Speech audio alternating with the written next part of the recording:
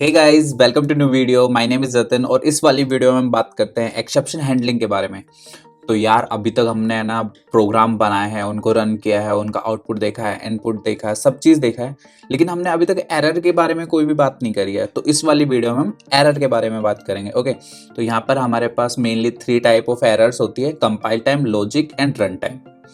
Okay, तो सबसे पहले हम बात करते हैं कंपाइल टाइम एरर की। कंपाइल टाइम एरर बेसिकली क्या होती है? तो एज यू कैन सी, मैं आपको प्रोग्राम से दिखाता हूँ। तो यहाँ पर हमने लिखा a इक्वल टू 5 एंड मैंने कर दिया इसे प्रिंट a, और मैंने यहाँ पर इसे जाके कर दिया रन। तो एज यू कैन सी कि यहाँ पर हमने प्रिंट सही तरीके से नहीं लिखा है, तो दैट्स वाई ये सिंथेटिकल एरर हो गई। और जो सिंथेटिकल एरर होती है वो कंपाइल टाइम एरर के अंदर आती है। ओके, तो आई होप आपको कंपाइल टाइम एरर समझ में आया होगा। ओके, तो अब बात करते हैं हम अपनी नेक्स्ट एरर के बारे में, जो कि है लॉजिकल एरर। तो लॉजिकल एरर क्या होती है कि जहाँ पर हमारा कंपाइल तो हो जा रहा है लेकिन आउटपुट हमारा गलत आ रहा है, जो एक्सपेक्टेड आउटपुट होता है वो नहीं आ रहा है। तो वो कैसे होगा कि मान लीजिए कि यहाँ पर मैं a इक्वल टू 3 डिफाइन कर देता हूँ और b इक्वल टू कर देता हूँ 2। ठीक है, और अब मुझे यहाँ पर क्या करना है कि मुझे इन दोनों का ऐड प्रिंट कराना है, लेकिन मैं जो कोड है उसमें मल्टीप्लाई कर देता हूँ इन्हें। तो यदि ऐड प्रिंट कराएंगे तो हमारे पास 5 आउटपुट आना चाहिए। रन करके देखते हैं हम। तो रन किया तो हमारे पास 6 आउटपुट आ रहा है। तो इसका मतलब हमारा जो लॉजिक लिखा हुआ है वो गलत है। ठीक है, तो आई होप आपको लॉजिकल एरर क्लियर हुई। अब हम अपनी थर्ड एरर पे चलते हैं, जो कि है रन टाइम एरर। तो यहाँ पर हम क्या होता है कि कोड कंपाइल भी हो जा रहा है, लॉजिक भी सही लिखा हुआ है। तो बेसिकली रन टाइम एरर तब आती है तब यूज़र कोई भी गलत आउटपुट दे देता है। जैसे कि मान लीजिए कि अभी यहाँ पर 3 है और हम ये यूज़र से लें और यूज़र यदि यहाँ पर हमें 0 दे दे और हम डिवाइड कर रहे हैं और इसे अब हम रन करते हैं, तो एज यू कैन सी कि 0 डिवीजन एरर आ रही है कि कोई भी वैल्यू 0 से डिवाइड नहीं होती है। लेकिन तब हम एज ए सॉफ्टवेयर बना रहे हैं तो हमें इन चीज़ों का ध्यान रखना पड़ेगा कि भाई यूज़र जो है वो गलती कर सकता है और ये ऐसी एरर आएगी तो उसे समझ में नहीं आएगा कि यार ये एरर क्या है। ठीक है, क्योंकि वो CS बैकग्राउंड से नहीं है। तो आपको क्या करना है कि उसे मोर एक्सप्लेनेशन वाली एरर शो करनी है वहाँ पे, और आपका कोड एग्जीक्यूट करना बंद नहीं करना चाहिए। लाइक कि मैं यदि यहाँ पर इसके बाद एक और लाइन लिखता हूँ प्रिंट, और इसके अंदर लिख देता हूँ मैं बाय। ठीक है, और यदि ये 0 है हमारे पास तो ये रन करेगा, और ये देखिए कहीं पे भी बाय प्रिंट नहीं कर रहा है, तो इसका मतलब हमारा कोड यहीं पर ही स्टॉप हो गया है। ठीक है, अब स्टेटमेंट 2 तरह की होती है स्टेटमेंट में भी। तो सबसे पहले होती है नॉर्मल स्टेटमेंट, जैसे a equal to 3, b equal to 0। तो ये हमें एरर नहीं देगी। लेकिन जो हमारी थर्ड लाइन की स्टेटमेंट है प्रिंट, जहाँ पे हम कर रहे हैं a डिवाइड बाई b, तो ये क्रिटिकल स्टेटमेंट है। तो हम क्या करेंगे, क्रिटिकल स्टेटमेंट जो होती है उसे हम ट्राई ब्लॉक के अंदर डालेंगे। हम यहाँ पर एरर की बात कर रहे हैं तो हम देखेंगे कि एक्सेप्शन को हैंडल कैसे किया जाता है। ओके, तो अब मैं यहाँ से बाइक को रहने देता हूँ और यहाँ पर ट्राई लिखता हूँ। ट्राई लिखा मैंने और हम यहाँ पर इसको कर देते हैं इसके ब्लॉक के अंदर। ओके, तो अब हम प्रोग्राम को बता रहे हैं कि हमने ये 2 चीज़ें ली है, a इक्वल टू 3 है, b इक्वल टू 0 है, और ट्राई कि आप ट्राई करो इसे एग्जीक्यूट कराने का। ओके, चलिए अब हम रन करते हैं इसे। तो मैंने इसे रन किया तो हमारे पास ये आ रहा है कि भाई एक्सपेक्टेड है except and finally block. Okay, तो चलिए हम अब दूसरा ब्लॉक लिखते हैं अपना। एक्सेप्ट कर लिया हमने। अब एक्सेप्ट क्या किया, एक्सेप्शन को। ठीक है, तो जैसे ही मैं यहाँ पर बड़ा ई लिखूंगा यहाँ पर एक्सेप्शन क्लास आ जाएगी। हमने उसके ऊपर क्लिक कर दिया। ठीक है, और एक्सेप्शन के अंदर हम प्रिंट करेंगे प्रिंट। अब यहाँ पर जो भी मैसेज आप यूज़र को देना चाहते हो वो मैसेज यहाँ पर दे सकते हो। तो मैं लिखता हूँ यहाँ पर you can not divide in number 0। ठीक है, बहुत ही सिंपल मैसेज, मे बी ये मैसेज यूज़र को समझ में आ जाए। अब हम रन करते हैं इसे। तो एज यू कैन सी हमारे पास you can not divide a number by 0 और हमारे पास बाय भी प्रिंट हो रहा है, मतलब कि हमारा पूरा का पूरा प्रोग्राम चल रहा है। अब मान लीजिए कि यदि मैं यहाँ पर वैल्यू चेंज करके वापस से 2 कर देता हूँ, तो क्या ये you can not divide by number by 0 print करेगा? तो रन किया मैंने, तो एज यू कैन सी यहाँ पर हमारे पास वैल्यू को प्रिंट कर रहा है। ये तभी प्रिंट करेगा तब ये स्टेटमेंट रॉन्ग साबित होगी और फिर उसके बाद ये एक्सेप्शन में जाएगा।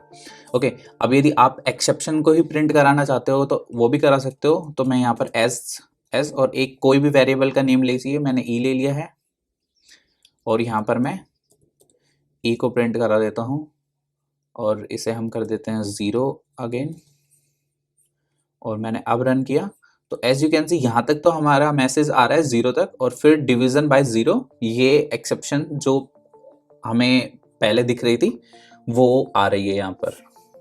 तो अब आपको एज ए डेवलपर एक चीज़ और ध्यान में रखनी है कि तब भी कोई आप फाइल पे काम कर रहे हो या डेटाबेस पे काम कर रहे हो, तो जैसे ही डेटाबेस को आपने ओपन किया तो डेटाबेस क्लोज भी होना चाहिए। लाइक जो फाइल आपने ओपन की वो फाइल क्लोज भी होनी चाहिए। ओके, तो मान लीजिए कि मैं यहाँ पर एक एक सिर्फ लाइन लिख रहा हूँ और उससे आप समझने की कोशिश करिए कि यहाँ पे मैंने लिखा प्रिंट और प्रिंट के अंदर मैंने डाल दिया file open, file open. Okay, और हमने इसके बाद इसे कर दिया प्रिंट और यहाँ पर लिख दिया हमने फाइल क्लोज। मान लीजिए कि ये सारी एक स्टेटमेंट है जो फाइल को ओपन और क्लोज कर रही है या फिर डेटाबेस को ओपन और क्लोज कर रही है, ठीक है। और यहाँ पर मैंने लिख दिया 2 और रन किया। तो रन किया, एज यू कैन सी हमारे पास फाइल ओपन आ रही है और फाइल क्लोज आ रही है, यहाँ तक तो कोई प्रॉब्लम नहीं है। पर यदि मान लीजिए कि यहाँ पर मैंने 0 लिखा और रन किया तो एज यू कैन सी हमारे पास फाइल ओपन है लेकिन हमारे पास फाइल क्लोज प्रिंट नहीं हो रही है। तो हम क्या करेंगे कि इसको कॉपी करके हम डाल देंगे यहाँ पर और यहाँ से हम हटा देंगे, ठीक है। तो अब मैंने रन किया तो as you can see file close आ गया है हमारे पास यहाँ पर। लेकिन तब अगेन यदि हम कोई भी वैल्यू को यहाँ पर इंसर्ट करते हैं तो हमारे पास फाइल क्लोज नहीं आ रहा है। तो इसके लिए हमारे पास एक और फंक्शन होता है जो कि है फाइनली। तो हम फाइनली लिखेंगे यहाँ पर फाइनली और यहाँ पर हम प्रिंट कर देंगे। अब फाइनली से मतलब क्या होगा यहाँ पर कि ऊपर चाहे कुछ भी हो रहा हो ये वाली स्टेप एग्जीक्यूट होगी ही होगी। ओके, मैंने रन किया तो अब फाइल क्लोज आ रहा है यहाँ पर। इफ यदि मैं वापस से अगेन 0 कर देता हूँ तो मेरे पास फाइल क्लोज तब भी आ रहा है। ओके, आई होप अंडरस्टैंड आपको कि समझ में आया होगा। चलिए अब हम यहाँ से वेरिएबल को हटा देते हैं। अब हम एक चीज़ और करते हैं कि हम यहाँ पर लेते हैं वैल्यू। तो मैंने यहाँ पर ले लिया एस के अंदर लिख दिया इंट, इनपुट ले रहे हैं हम यूज़र से, एंटर द नंबर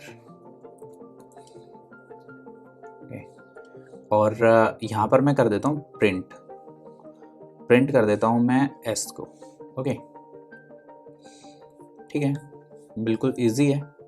मैंने रन किया। ओके सॉरी, यहाँ से इसको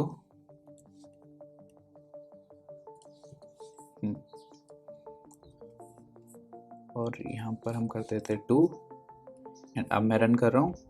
एंटर द नंबर मांग रहा है तो मैं नंबर ना देके मैं यहाँ पर कोई भी वैल्यू दे देता हूँ, स्ट्रिंग लाइक मैंने ए लिख दिया है और एंटर किया। तो एज यू कैन सी ये हमारे पास आ रहा है you can not divide a number by 0। तो ये तो हमारे पास आना नहीं चाहिए क्योंकि हमने तो 0 दिया ही नहीं है, हमने तो स्ट्रिंग दिया है। तो इसकी हम सबसे पहले देख लेते हैं कि यदि हम ये बाहर ट्राई ब्लॉक के बाहर करते हैं इसे तो हमारे पास एरर क्या आती है। तो हमने ट्राई ब्लॉक से बाहर किया, रन किया, नंबर मांगा, हमने लिख दिया एस। तो ये हमारे पास वैल्यू एरर आ रही है, वैल्यू एरर आ रही है invalid literals for int with base 10, ठीक है। तो यहाँ पर हमें समझ में आ गया कि वैल्यू एरर आ रही है। तो हम इसे ऐसे भी सोल्व कर सकते हैं कि हम यहाँ एक्सेप्ट लिखेंगे और यहाँ पर हम डालेंगे वैल्यू एरर। ओके, आप एरर्स को भी डिफाइन कर सकते हो। तो यहाँ पर प्रिंट में हम लिख देंगे रॉन्ग इनपुट और इसको हम डाल देते हैं वापस से अपने ट्राई ब्लॉक के अंदर, वरना ये वापस से एरर शो करेगा। और यहाँ पर मैं करता हूँ रन ऐसे, और ये एंटर द नंबर मांग रहा है। इफ यदि मैंने यहाँ पर ए दिया है अब, तो हमारे पास रॉन्ग इनपुट आ रहा है, ना कि you can not divide a number by 0।